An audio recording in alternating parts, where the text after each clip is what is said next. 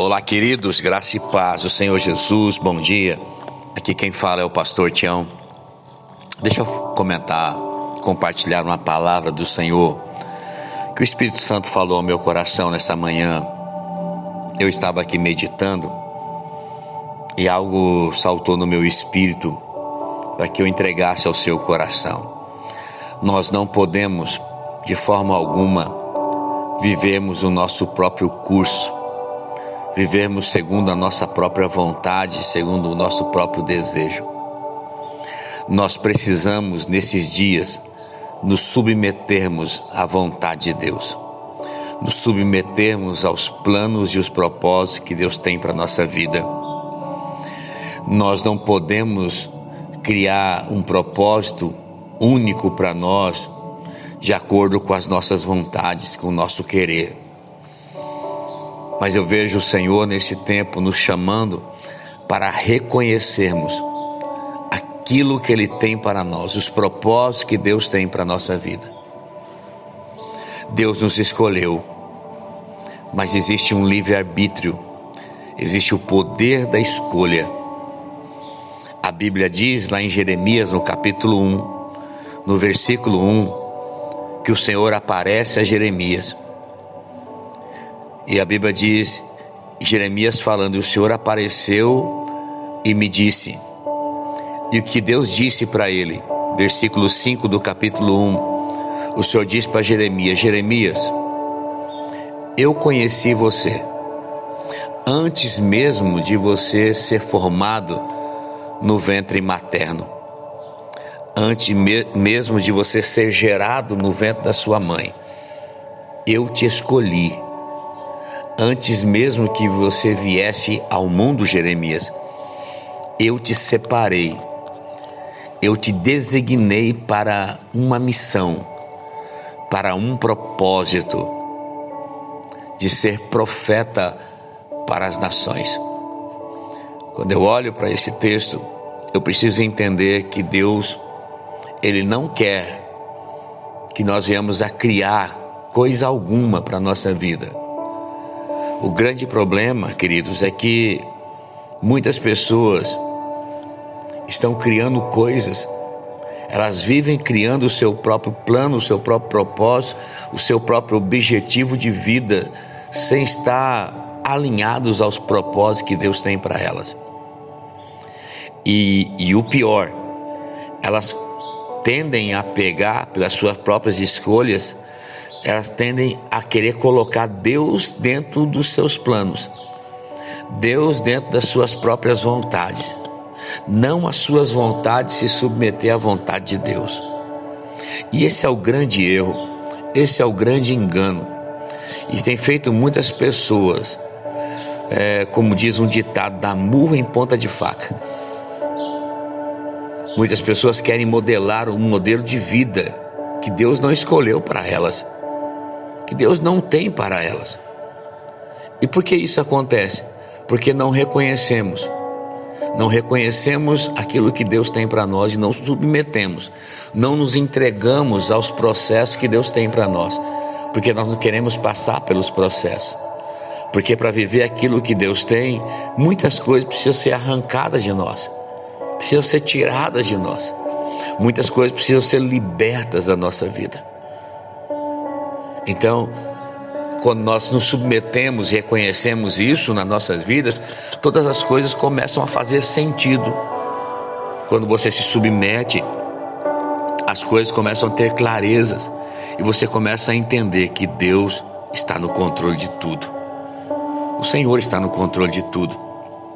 Por quê? Porque nós começamos a compreender os processos que passamos e que estamos vivendo, e aqueles que ainda vamos viver. Processos de dores, processos de renúncias, processos de entregas. Porque para viver aquilo que Deus tem, eu preciso aprender a passar pela dor, mas olhando para Ele, a passar pelas renúncias da minha vida, que são necessárias, olhando para um propósito maior. Entregar-me completamente aquilo que Deus tem. Mas em meio a todos esses processos, O que eu preciso ter é muita convicção. Quando eu olho para Jeremias, o sentimento dele era exatamente esse, de convicção. Por que eu vou reclamar de alguma coisa? Por que eu vou reclamar de alguma situação se a minha vida está nas mãos de Deus? Ele me escolheu. Jeremias passou por muitas situações na sua vida no tempo do exílio. Ele anunciava as palavras de Deus, que Deus mandava falar, mas o povo não dava ouvidos.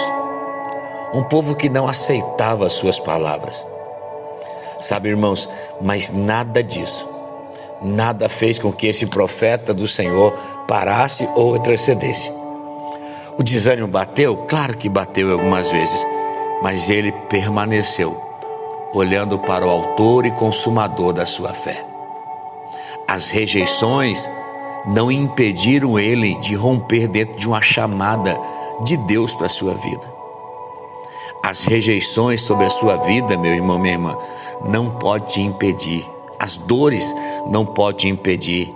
Aquilo que aparentemente deu errado não pode te parar. Não pode te parar. O Senhor me trouxe aqui nessa manhã para dizer isso a você. Ainda que pareça doloroso o processo, ainda que pareça que o processo não esteja claro, não pare. Não pare de viver aquilo que Deus pediu para que você viva. Jeremias aprendeu e entendeu os processos que eram necessários ele passar. Por isso, Jeremias não tirava os olhos do Senhor. Ele era movido pelos planos e os propósitos de Deus. Isso movia o coração do profeta Jeremias. Irmãos, olha como é a dimensão das coisas que Deus faz. Deus, ele conhece você antes do seu nascimento. Ele já conhecia. Deus conhece você pós o seu nascimento, toda a sua trajetória. Cada lugar que você vai entrar, Deus já conhece. E Deus conhece também o dia da sua morte. Nesse trajeto, as minhas lutas, frustrações, as angústias, Deus já conhece todas. Aquilo que parece que deu errado, Deus já tinha tudo no seu controle. Talvez você fale, pastor, mas está difícil, está doendo ainda. Mas eu quero dizer para você que Deus está no controle. Uma hora tudo isso vai passar. Quando você se entrega ao propósito de Deus, assim como o ano ele é feito de estações, outono, primavera, verão, inverno, assim também é na nossa vida. A nossa vida não é diferente. A nossa vida ela é feita de estação. Só que uma estação, ela tem um começo e ela tem um fim. Deus vai agir na sua vida, meu irmão, minha irmã. O que nós precisamos, o que eu e você precisamos, é deixar o Senhor ser o centro da nossa vida, o centro das nossas decisões.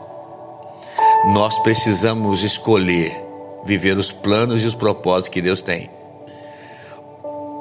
O Senhor está dizendo nessa manhã, o meu propósito está acima do seu.